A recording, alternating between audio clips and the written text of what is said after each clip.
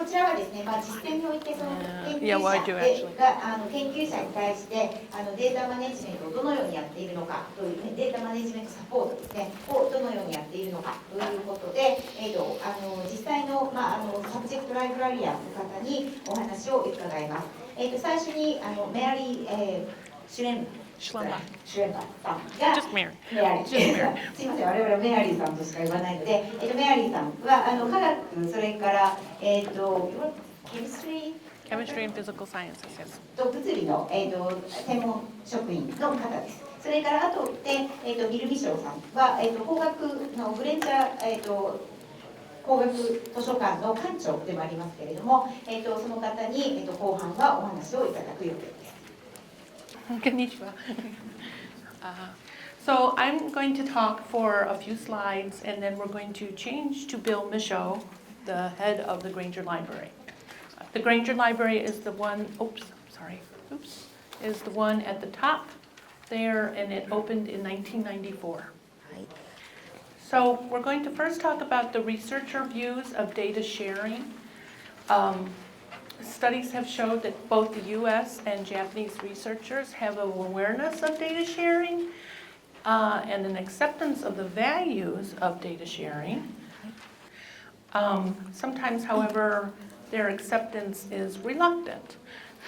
So our studies and interviews have shown that researchers treat data as just one of many elements in the larger scholarly communication workflow. So, and we've also found that data management, the researchers feel, is as a part of an overarching research lifestyle or life cycle, not a separate process. So we're going to talk about the conduct of research and the knowledge creation and scholarly communication processes and how they've changed.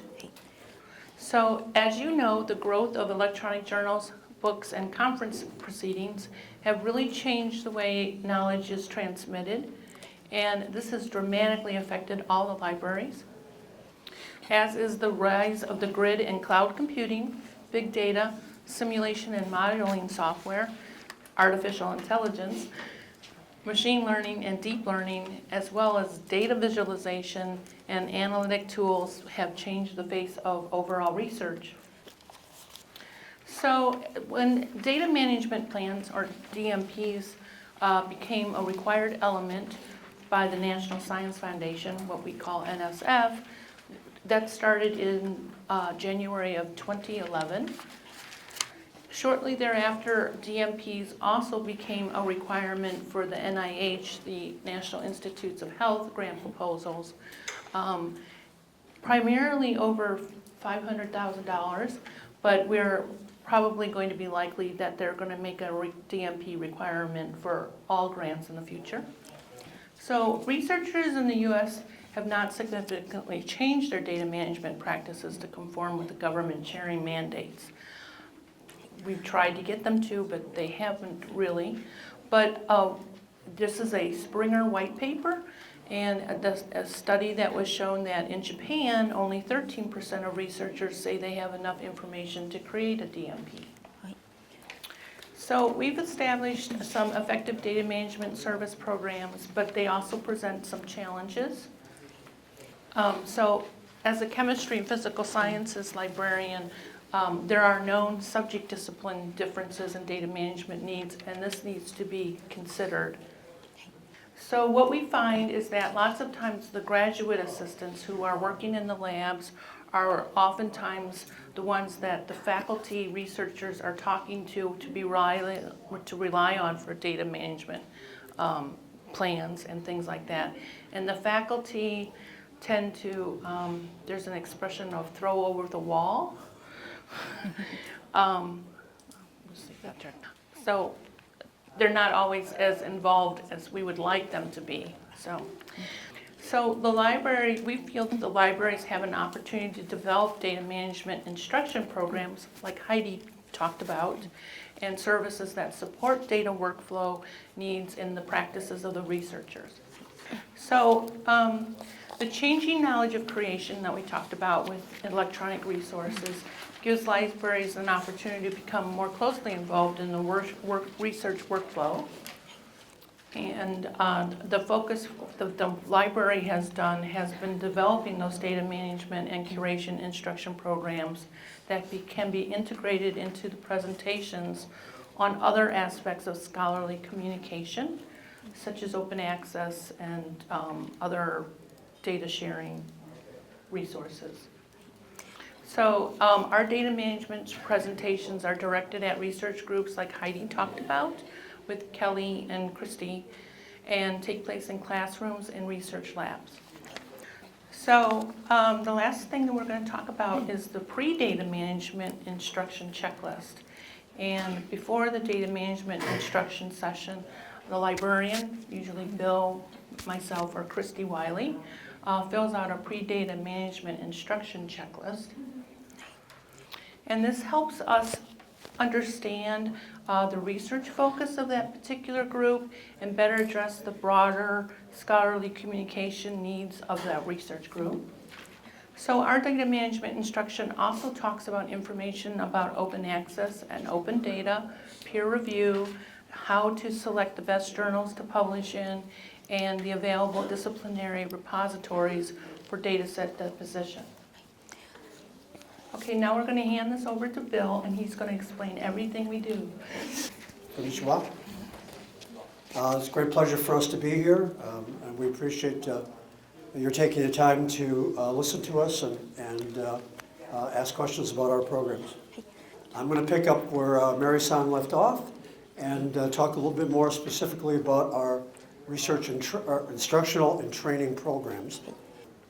It's important for us to gather information, complete information about the faculty members' research and the research of the faculty group. So typically, before we would do a training session, we would gather information about the faculty member. We learn about the department they're in, their rank, their areas of research.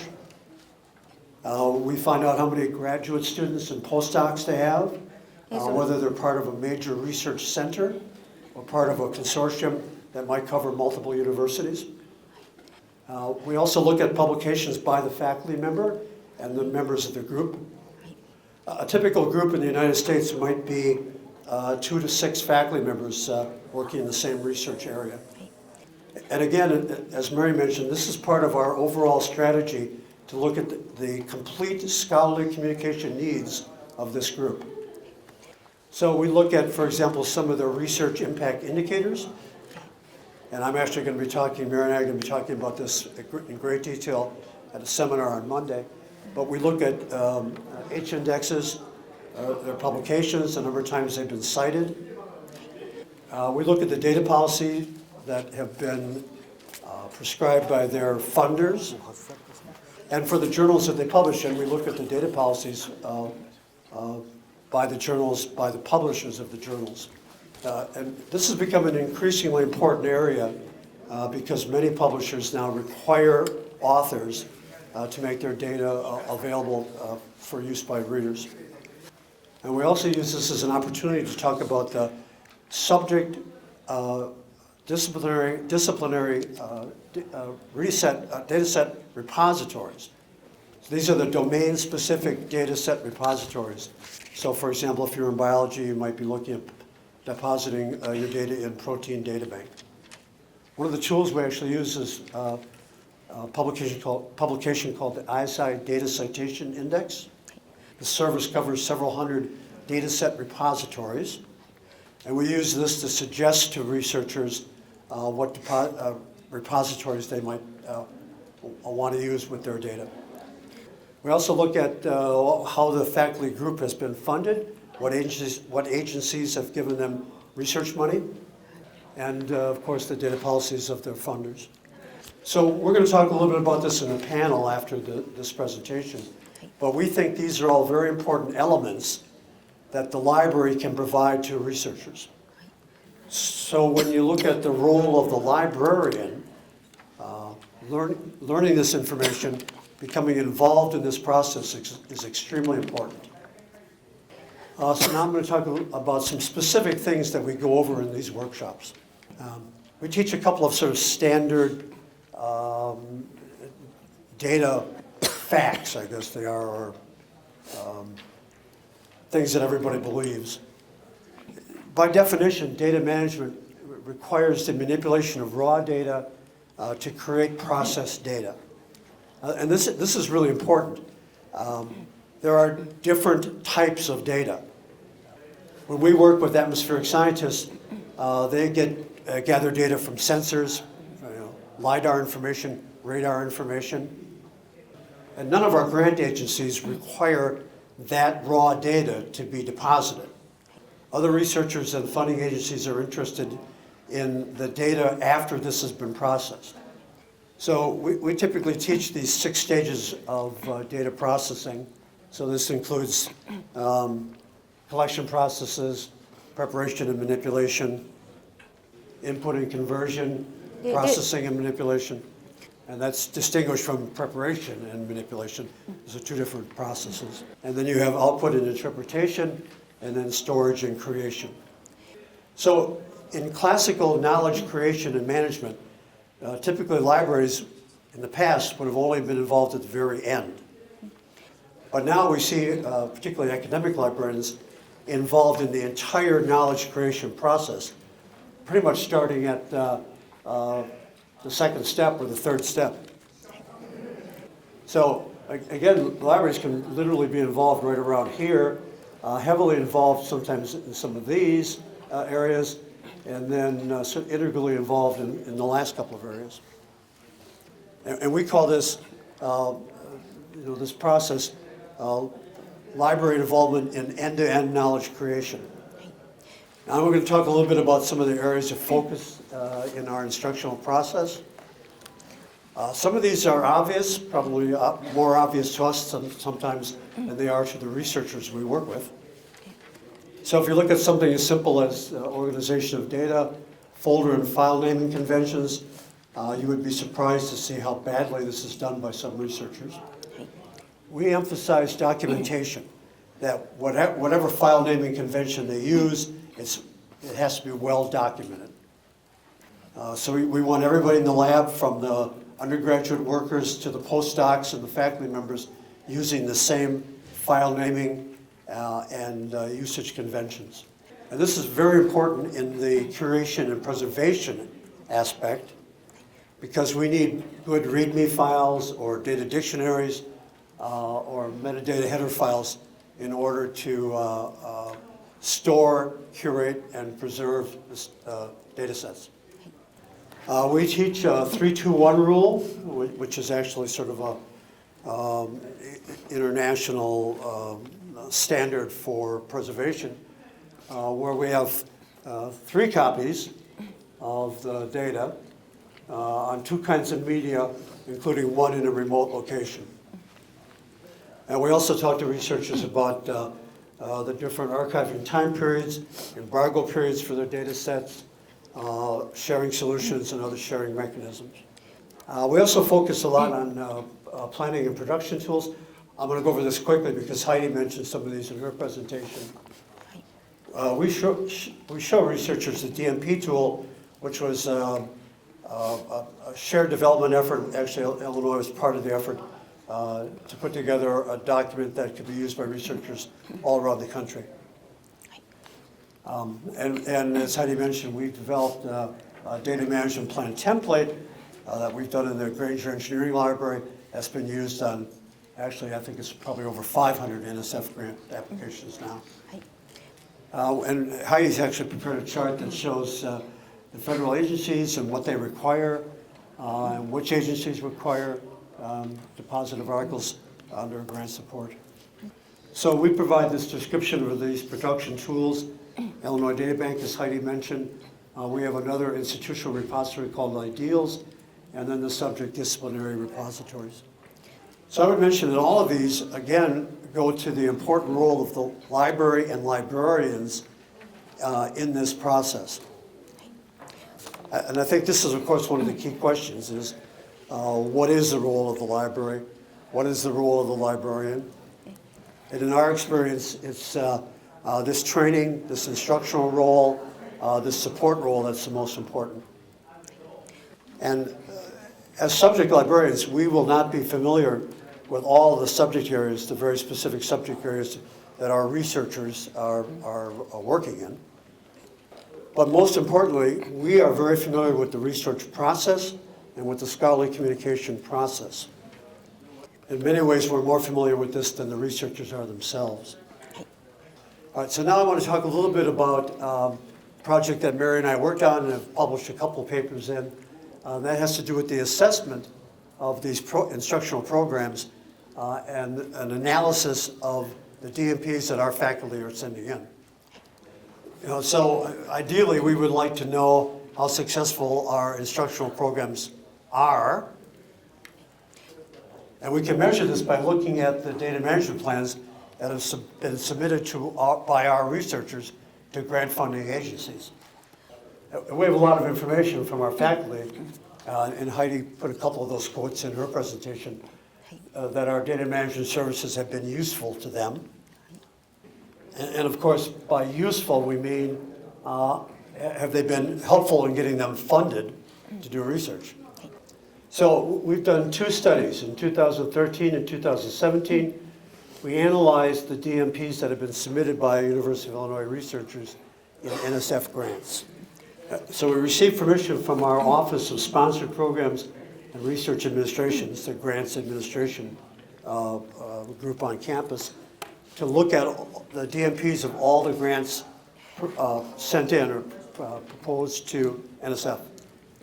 So we looked at these plans, and they submitted NSF grant requests, the DMPs from them, and tried to characterize them or classify them into categories. So altogether, we looked at 1,260 from 2011 to 2013, and then in the second study, 869 additional DMPs submitted between 2014 and 2015. And you can see the funding rates here. There's 298 of those first 1,260 grants funded and 250 of the later grants. So actually the acceptance rate has gone up.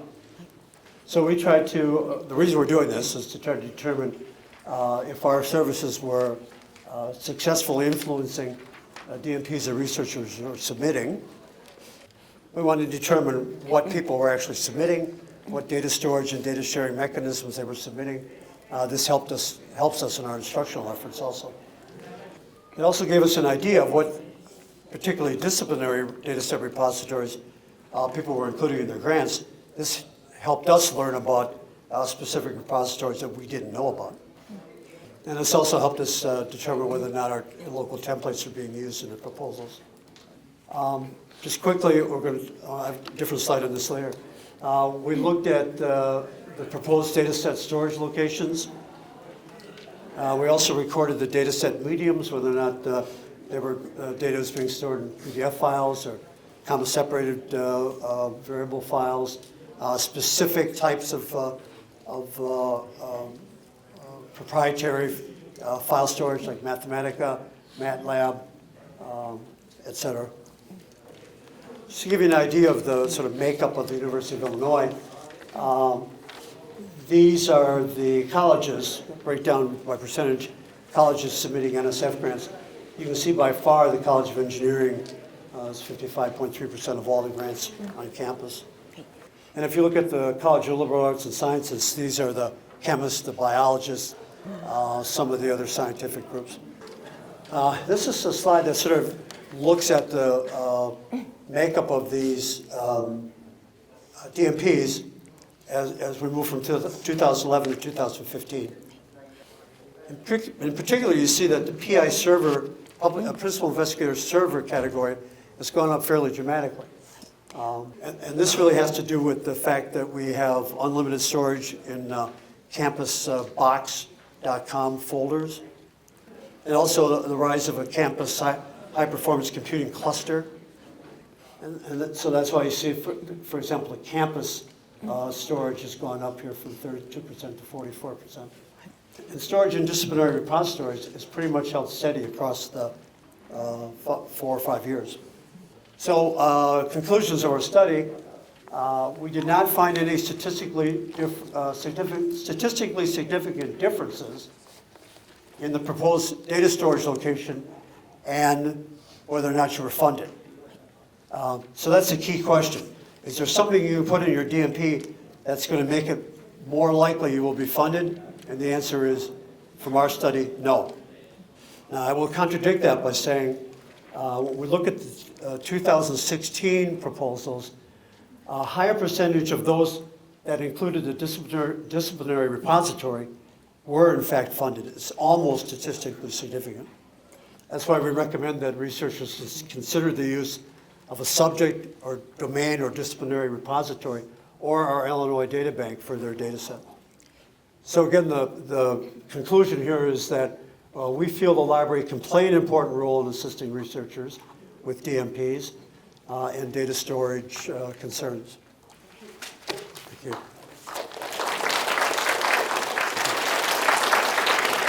Obrigado, professores.